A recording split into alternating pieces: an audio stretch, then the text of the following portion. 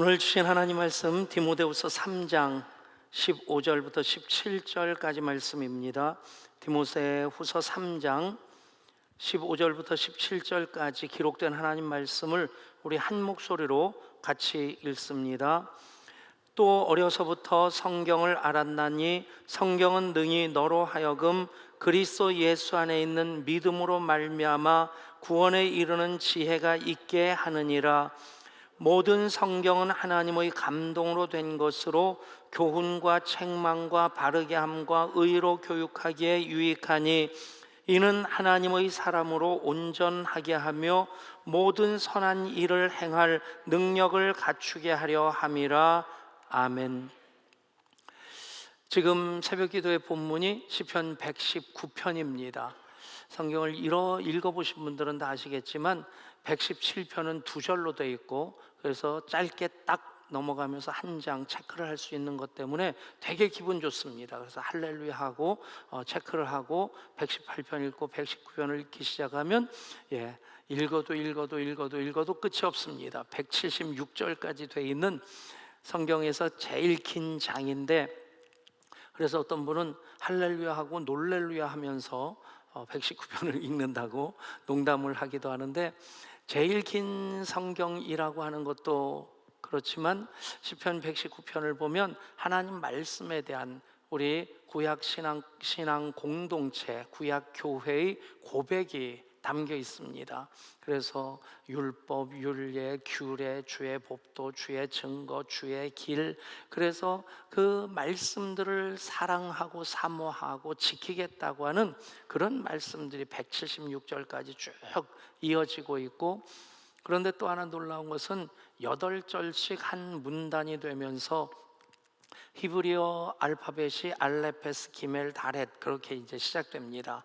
그러니까 1절부터 8절까지는 A로 시작하고 9절부터 16절까지는 B로 시작하고, 그래서 이렇게 보면 우리나라 시는 그런 형식을 갖춘 시가 거의 불가능하기 때문에 우리나라에서는 그런 시를 찾아보기가 쉽지 않은데, 영어 시를 보면 답관체라고 해서 때때로 그런 시들이 보여집니다.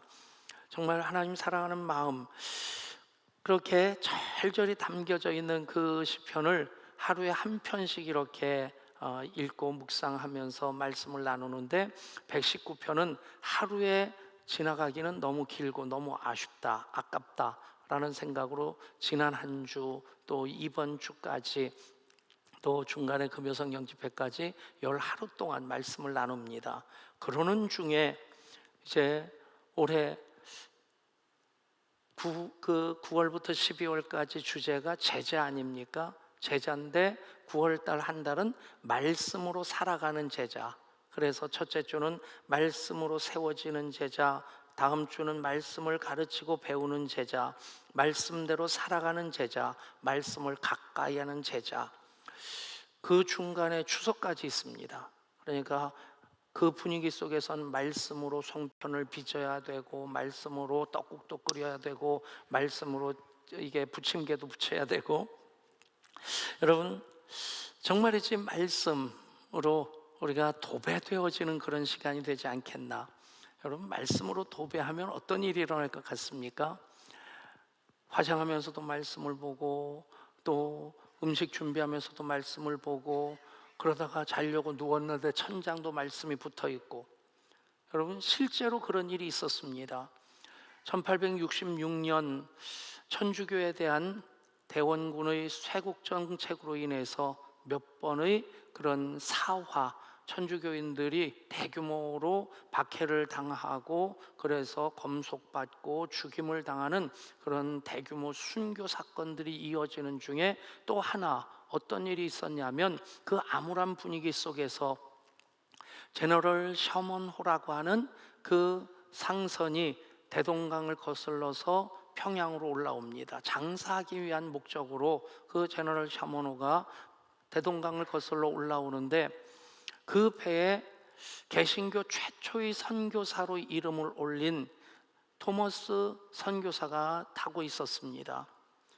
26밖에 안 되는 젊은 선교사인데, 그런데 조선을 가슴에 품고 기도하고 있었는데 나라의 문이 꽁꽁 잠겨져 있어서 갈 방법도 없고 갈 길도 없는데, 그런데 제너럴 셔먼호가 평양으로 가서 교역을 하고자 한다 하는 소문을 듣고 찾아가서 통역관을 자처를 합니다.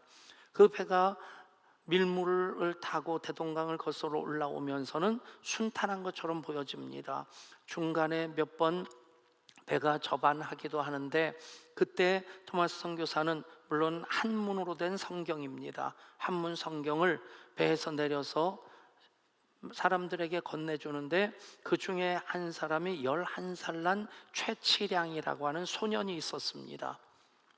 그리고는 배가 평양 가까이 왔는데 그 사이에 물이 썰물로 빠져나가고 이 배가 지형을 몰라서 양각도라고 하는 섬에 좌초되게 되죠. 군사력으로는 조선이 대비가 안 돼 있는 상태인데 이 배는 더더군다나 상선입니다. 그래도 공격할 방법을 찾지 못하다가 배가 좌초가 되니까 조선 군관들이 대동강 상류에서 작은 나룻배에다가 짚을 싣고 거기다 기름을 부어서 불을 붙여서 떠내려 보내는데, 그 배가 제너럴 셔먼호에 부딪히면서 불을 일으킵니다. 그 불을 피해서 빠져 죽은 사람도 있고, 간신히 대동강변까지 헤엄쳐 나온 사람들은 기다리고 있던 조선 군관들의 창과 칼에 의해서 죽임을 당하게 됩니다. 그때 토마스 선교사도 품에 가지고 나왔던 그 성경책을 자기를 찔러 죽이는 그 군관에게 주는데, 그 군관이 박춘권이라는 사람입니다. 그런데 이 사람은 죽여야 될 적이라고 생각하고 죽였고, 그렇게 26 나이에 개신교 선교사로 최초의 순교자가 됩니다. 굉장히 덧없는 무모한 죽음처럼 보여집니다. 그런데 그 일로 어떤 일이 일어나냐면, 최치량이라고 하는 이 소년이 그 책이 무슨 책인지 알아보니까 한문으로 다 써 있는데, 그게 성경이라고 하는 것을 알고 그 금서로 그것을 가지고 있으면 죽을 수도 있다는 두려움에 이제 박영식이라고 하는 평양의 영문 주사에게 건넵니다. 마침 박영식은 자기 집 도배할 생각을 하고 있었는데, 이 질 좋은 종이에다가 멋지게 한자로 써져 있는 이 책을 풀어가지고 벽에다가 천장에다까지 아예 도배를 해버린 겁니다. 그리고 성경이란 걸 몰랐죠. 그런가 보다 하고 지나고 있었는데, 얼마의 시간이 지난 다음에 이 최치량이라는 사람이 나이가 들어서 그 집을 삽니다. 사고 주막으로 쓰게 되는데, 주막이 술집이라는 의미보다는 여관이라는 의미로서 쓰여지던 곳이고, 주막으로 개조해서 주막으로 그 집을 사용하는데, 그 집에 이제 마펫 사무엘 선교사라고 하는, 마포 삼열이라고 부르는 그 선교사가 이제 조신권이라고 하는 조사와 함께, 그 조사 그러면 한석진 조사와 함께 거기에 들리죠. 조사는 요즘 같으면 전도사 같은 분들입니다. 근데 그 마포 삼열 마펫 사무엘 선교사님이 한 일이 뭐냐면, 이제 평양에 그 평양 신학교를 세웁니다. 그 신학교가 지금의 장로회 신학대학교 총회 신학교, 총신대학이죠. 그 대학의 모체인데, 그것을 세우기 전에 평양에 와서 그 집에 들렸는데 보니까 도배되어 있는 도배지가 다 성경인 겁니다. 어떻게 돼서 이렇게 되었느냐 그랬더니 자초지종을 얘기하라는 겁니다. 내가 그렇게 어떤 서양 사람에게 받은 책을 내가 겁이 나서 성경이라는 것을 알고 이제 박영식 주사에게 건넸는데, 그분 소유의 집이었는데 그렇게 도배를 해놓은 겁니다. 그런데 그 집에 선교사가 머무르게 되고, 그것이 하나님의 섭리다라고 하는 것을 깨달은 이 최치량이 예수를 믿고 그 다음에 세례를 받고 그 집에서 예배를 드리기 시작합니다. 그 교회가 평양 장대현 교회, 널다리골 교회입니다. 여러분, 하나님께서 얼마나 오묘하게 섭리하시는지, 그리고 토마스 선교사에게 건네주는 책을 받지 않고 찔러 죽였던 박충관이라고 하는 군관은 누워서 잠을 자려고 하는데 그 눈초리 너무 선명한 그 눈망울이 기억이 나는 거죠. 죽임을 당하면서 나에게 건네려고 했던 그 책이 무슨 책일까? 잠을 제대로 잘 이루지 못하고 새벽녘에 그 대동강변에 가보니까 그 책들이 널려져 있는 겁니다. 그것을 가지고 와서 읽기 시작하면서 예수를 믿습니다. 그리고 나중에 영수, 오늘의 장로가 됩니다. 여러분, 이 박충권의 조카도 김영태라는 사람인데 평양 숭실대학을 나오고 선교사 레이놀즈의 조교가 되어서 성경을 번역하는데 전체 성경의 절반 이상이 그 이영태라고 하는 분을 통해서 번역되어졌다 하는 말이 있을 정도로 정말 귀한 일을 합니다. 여러분, 하나님의 섭리가 놀랍지 않습니까? 여러분, 이런 상황 가운데서 사실 우리가 올해 주제가 뭡니까? 말씀으로 축복이 넘쳐나게 그랬는데 코로나 상황에 대면 예배 몇 명이냐 드릴 수 있느냐 없느냐 그런데 너무 신경 쓰다 보니까 말씀으로 축복이 넘쳐나게 라고 하는 부분에 조금 소홀하지 않나 싶은 반성이 있습니다. 그런 가운데서 설교 본문은 작년에 총회 교육국에서 이미 정해놓은 것이고 그런데 또 더하여서 새벽기도의 119편을 이 시점에 나눌 수 있는 것 하나님께서 우리의 삶을 말씀으로 도배하라고 그렇게 주시는 기회인 줄 믿습니다.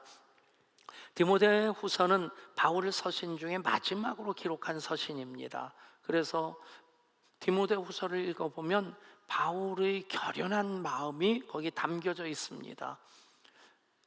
나이도 들었고 그리고 언제 순교할지 모르는 그 긴박한 상황 가운데서 믿음의 아들인 디모데에게 굉장히 강한 어조로 유언적인 당부를 합니다. 오늘 말씀 바로 다음에도 너는 말씀을 전파하라 때를 얻든지 못 얻든지 항상 힘쓰라. 그러니까 너 이렇게 하면 좋겠다 하는 권고가 아닙니다. 굉장히 강한 그런 유언적인 당부, 명령의 분위기가 디모데 후서입니다. 그런 가운데서 바울은 성경이 하나님의 말씀이고 그래서 하나님 말씀인 성경이 생명과 능력의 역사를 이루는 것을 누구보다 더 잘 알았고 그 말씀을 붙잡고 살았던 이기에 목회의 후배자이기도 하고 믿음의 아들이기도 한 디모데에게 너는 말씀을 전파하라 때를 얻든지 못 얻든지 항상 힘쓰라 말씀하고 있는 것입니다.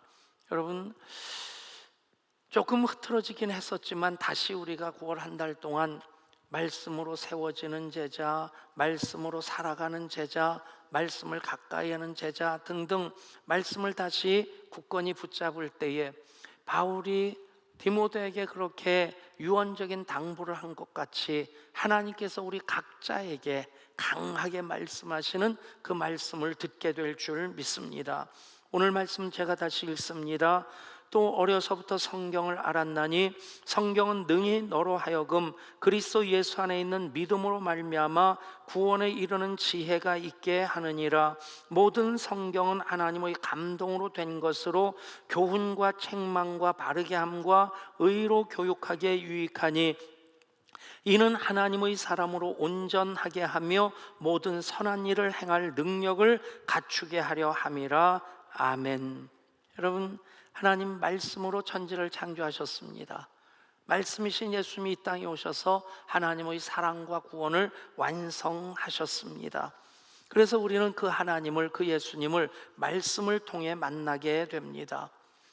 한때 교회 역사 속에서 말씀을 멀리했던, 말씀의 소중함을 잃어버렸던 때가 있습니다. 그때를 중세시대, 중세교회라고 얘기를 합니다.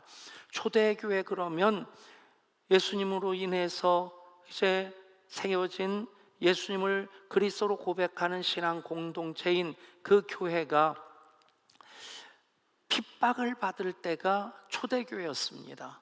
번듯한 예배당도 없고 예배의 형식도 갖춰지지 않았고 그래서 그들은 핍박을 받으면서 예배 드리기 위해서 카타콤이라고 하는 지하 무덤으로 숨어들었고, 심지어는 터키 북부에 있는 카파도기아 지역까지 그렇게 피신해서 거기에 거미줄 같은 지하 굴을 파고 거기서 예배를 드렸습니다.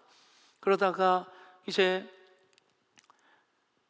콘스탄틴 황제가 기독교를 공인을 하고 공식적으로 이제는 기독교를 믿어도 된다, 예배를 드려도 된다, 그것을 인정해 주죠. 그리고 데오도투스 황제가 기독교를 로마의 국교로 정합니다.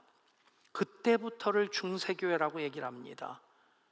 그 중세교회는 교회가 예배당도 크게 짓기 시작했고, 교회의 교권이 강화되면서, 심지어는 어느 정도까지 강화되어지냐면 카노사의 굴욕이라는 것, 역사책에서 보셨을 겁니다.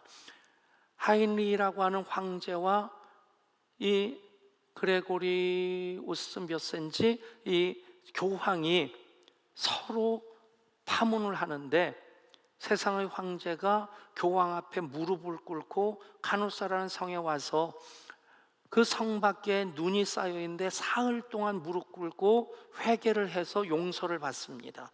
세상의 황제보다도 교회의 권세가 위에 있었다는 겁니다. 그런데 그때를 세상은 암흑시대라고 얘기를 합니다. 왜 그렇습니까? 교회가 말씀을 멀리하고 말씀을 잃어버릴 때 교회는 빛을 잃어버리게 됩니다. 교회는 그렇게 강한 힘을 가지고 있었지만, 그러나 그것이 세상의 빛으로서 비춰주지 못했던 겁니다. 그러다가 종교개혁이 일어나게 된 것은 많은 개혁자들이 다시 초대교회로 돌아가자, 다시 말씀을 회복하자 하는, 그것이 바로 종교개혁의 목적입니다. 새로운 개신교라는 교파를 만들려고 한 것이 아니라 초대교회의 영성, 말씀 중심의 신앙으로 다시 회복하자. 그것 때문에 많은 이들이 피를 흘리며 순교를 했고요, 그것으로 인해서 마틴 루터와 존 에크라고 하는 그 사제와 논쟁이 있게 됩니다. 그 논쟁의 배경은 면죄부를 로마 교회가 팔면서, 얼마나 혹세 무민입니까? 면죄부를 사면서 그 돈통에 돈을 집어넣으면 딸랑하고 떨어지는 그 소리와 함께 지옥에 있던 부모님의 영혼이 연옥으로 가고, 연옥에 있던 영혼이 천당으로 간다. 여러분, 성경 어디에도 나오지 않는데 그것을 교리로 만들어 가지고 얘기를 하는 겁니다. 그 면죄부 논쟁을 하면서 루터는 계속해서 성경이 말씀하시기를, 성경이 말씀하시기를, 성경으로서 얘기를 하는데, 존 하크는 계속해서 교황님이 말씀하시기를, 교황님이 말씀하시기를. 그래서 루터가 에크에게 그런 말을 합니다. 저 사람은 마귀가 십자가를 요리조리 피해가는 것처럼 성경을 요리조리 피해가고 있다. 여러분, 기독교는 말씀의 종교입니다. 하나님 말씀으로 태초를 창조하셨고, 말씀이신 예수님이 오셨고, 그래서 하나님의 구원의 섭리를 기록된 말씀으로 우리는 보존하고 있고, 그 말씀을 선포할 때 설교 말씀도 하나님 말씀으로 우리가 아멘으로 받아들이는 것입니다. 여러분, 성경을 사랑하는 신앙생활을 하면 우리는 행복한 동행을 하나님과 이어갈 수 있게 됩니다. 성경을 통해서 우리는 힘을 얻습니다. 지혜를 얻습니다. 무엇보다 성경은 우리를 구원에 이르도록 하는 지혜의 말씀입니다. 이제 우리가 성경을 그렇게 사랑해야 될 이유는 성경 말씀이 우리 신앙이기 때문에 그렇습니다. 말씀이 교회입니다. 그 이유는 예수님이 말씀이시고 말씀으로 이 땅 가운데 오셨기에, 말씀이 곧 우리 신앙이고 말씀이 곧 교회가 되는 것입니다. 오늘 성경에서 모든 성경은 하나님의 감동으로 되었다 말씀합니다. 성경의 역사를 보면 약 1500년 동안 40여 명의 저자들이 한 번 모여서 편집 회의를 한 것도 없습니다. 편집 지침이 쭉 이어져 오는 것도 없습니다. 여러분, 재밌는 게임, 요즘은 그런 게임 안 하죠. 옛날에 저 청년 때만 해도 어떤 걸 했냐면 양쪽으로 쭉 서가지고 맨 앞사람에게 메시지 하나를 보여줘요. 그리고 뒷사람의 귓속말로 얘기를 하는 겁니다. 누가 더 빨리 그 메시지를 전하고 그 맨 뒷사람이 와가지고 그걸 전해주는데, 그런데 처음에 보여준 그 내용하고 나중에 요 한 7, 8명 전해지고 돌아와서 하는 말은 진짜 다른 말을 합니다. 그렇지 않습니까? 빨리 하려고 하긴 하지만 어쨌든 바로 들은 얘기를 전하면서도 이 말이 굉장히 달라집니다. 근데 1500년 동안 편집 지침도 없고 편집 회의도 없었는데, 그런데 성경은 창세기 1장 1절부터 요한계시록 22장까지 놀라운 통일성이 있습니다. 성경 저자들의 면면을 보면 왕도 있었고 제사장도 있었고 예언자도 있었고 목동도 있었고 그리고 어부도 있었고 뭐 다양한 사람들인데, 여러분, 그것은 저자들을 통해서 하나님께 성경을 기록하게 하셨기에 하나님이 성경의 원저자라는 얘기입니다. 그것이 모든 성경은 하나님의 감동으로 된 것으로, 세상의 책만 해도 책이 참 많은 영향을 끼칩니다. 좋은 영향을 끼치는 책도 있고 안 좋은 영향력을 끼치는 책도 있죠. 요즘 유튜브를 통해서 많은 정보를 얻습니다만, 그래도 유튜브 영상을 보는 것하고 책을 이렇게 밑줄 그으면서 읽는 것하고 이 깊이가 다르죠. 젊은 베르테르의 슬픔이라는 책 한 권 때문에 젊은이들이 얼마나 많이 자살을 했습니까? 나의 투쟁이라고 하는 히틀러의 그 책으로 세계가 얼마나 망가지게 됩니까? 여러분, 책 한 권으로 인해서 선한 영향력도 악한 영향력도 나타나는데, 그렇다고 한다면 하나님이 원저자가 되시는 모든 성경은 하나님의 감동으로 된 것으로, 교훈과 책망과 바르게 함과 의로 교육하기에 유익하니, 여러분, 그 말씀, 우리가 사랑할 때 성경을 통해서 주시는 하나님의 뜻을 깨닫게 되고 그 안에 하나님의 능력이 담겨 있습니다.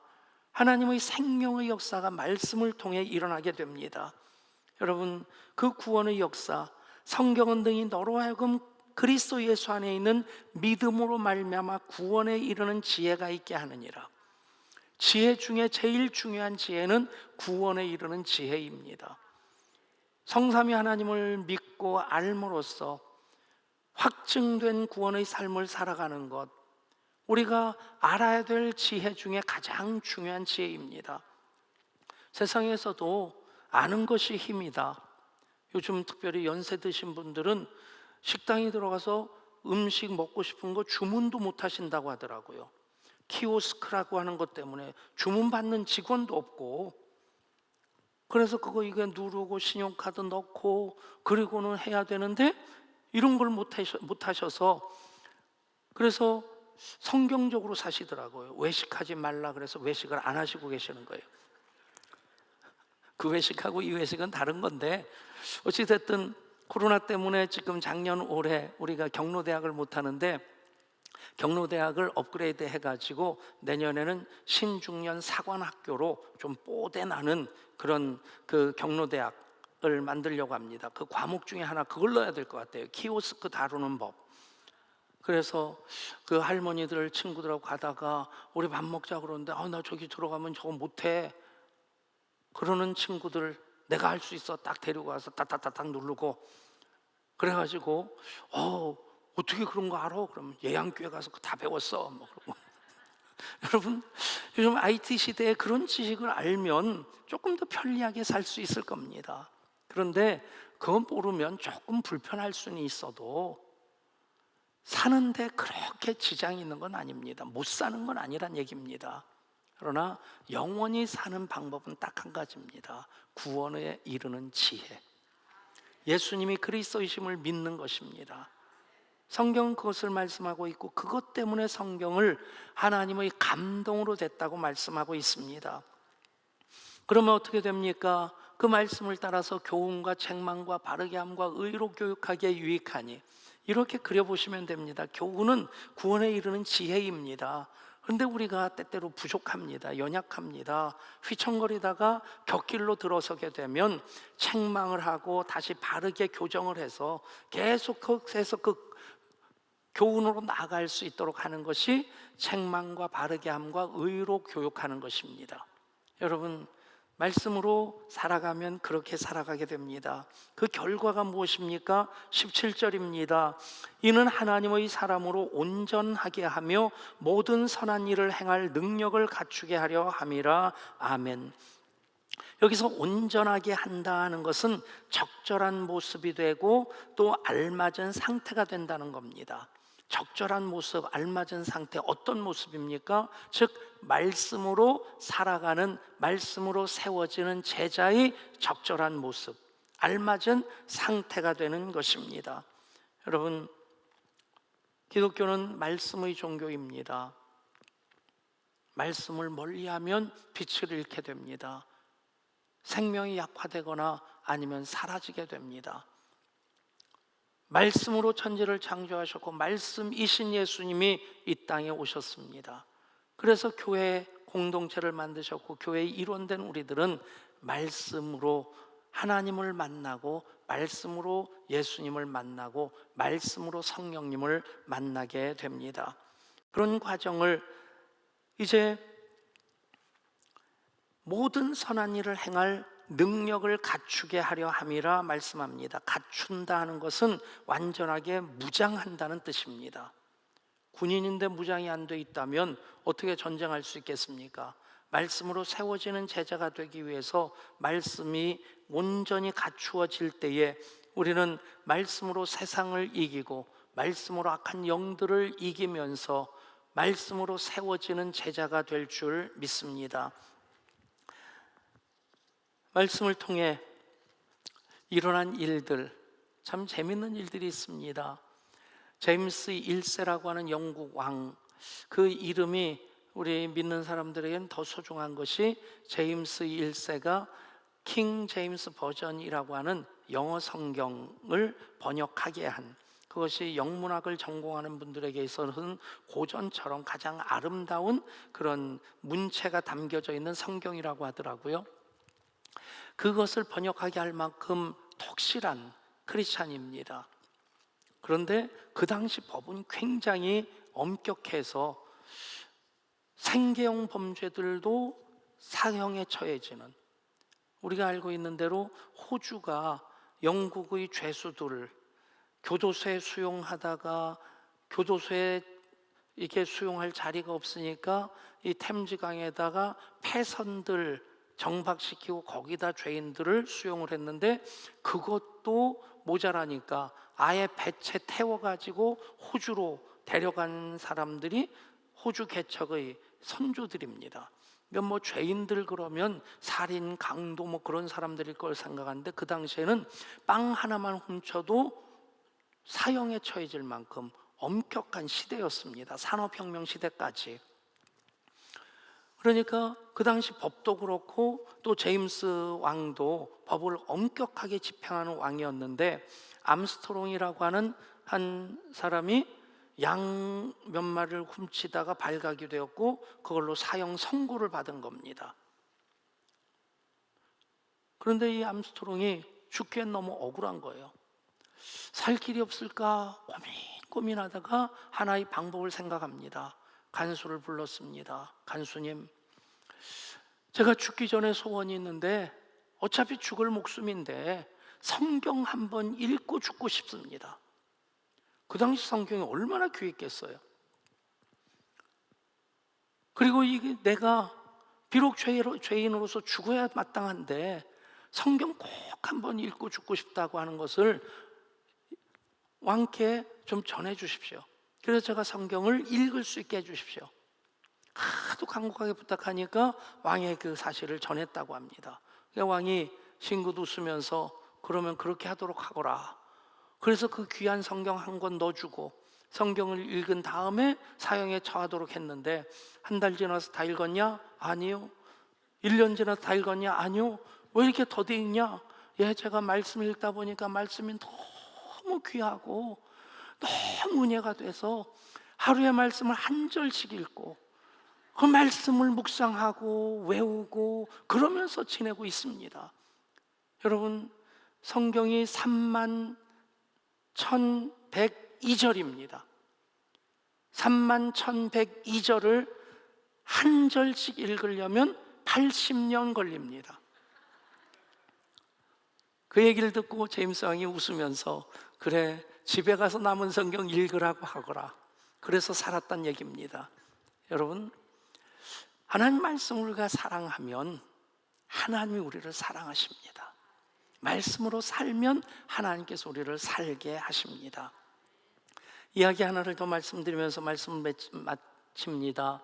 손님이 왕이라는 얘기 우리는 너무 익숙하게 듣는데, 이 말을 처음 쓴 사람이 소위 백화점의 왕이라고 불려지는 워너 메이커라는 사람이었습니다. 1800년대 사람인데 정말 백화점을 크게 세우고 나중에 미국 최신부 장관도 되고, 이 사람이 부와 명예를 누리면서 60세 생일을 맞이했을 때 기자가 묻습니다. 회장님께서 지금까지 살아오시면서 가장 탁월한 선택, 가장 잘한 투자가 있다면 말씀해 주시죠. 그러자 그가 붉은색 가죽 성경 하나를 보여주면서 말합니다. 나는 하나님 은혜로 지금까지 투자하는 것마다 하나님께서 잘 되게 하셨습니다. 그런데 내가 정말 잘한 일은 12살 때 $2 75센트를 주고 이 성경책을 산 것입니다. 이 성경책이 오늘의 나를 만들었습니다. 기자가 또 묻습니다. 그러면 성경을 읽기만 하면 됩니까? 존 워너메이커가 대답합니다. 아닙니다. 그 말씀대로 살면 어느새 성공은 내 곁에 와 있습니다. 여러분, 말씀으로 세워지는 제자는 말씀으로 살아가는 제자입니다. 말씀을 읽고 묵상하며 정말 우리가 잠시 소홀했는데 하나님께서 이렇게 예배하시고 이렇게 말씀으로 도배하게 하십니다.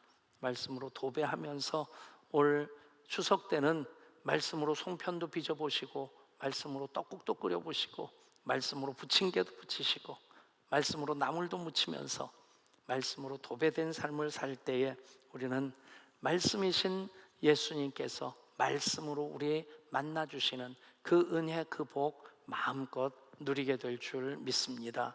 기도합니다.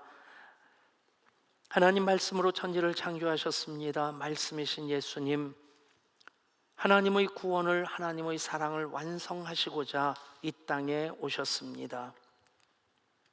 이제 말씀으로 세워지는 제자 되기를 소원하는 우리들에게 오늘 말씀을 주셨습니다. 하나님의 사람으로 온전하여지는 선한 일을 행할 능력을 갖추는 우리 모두가 되게 하여 주시고, 그것이 말씀으로 말미암게 하여 주옵소서. 우리 주 예수 그리스도 이름으로 기도드리옵나이다. 아멘.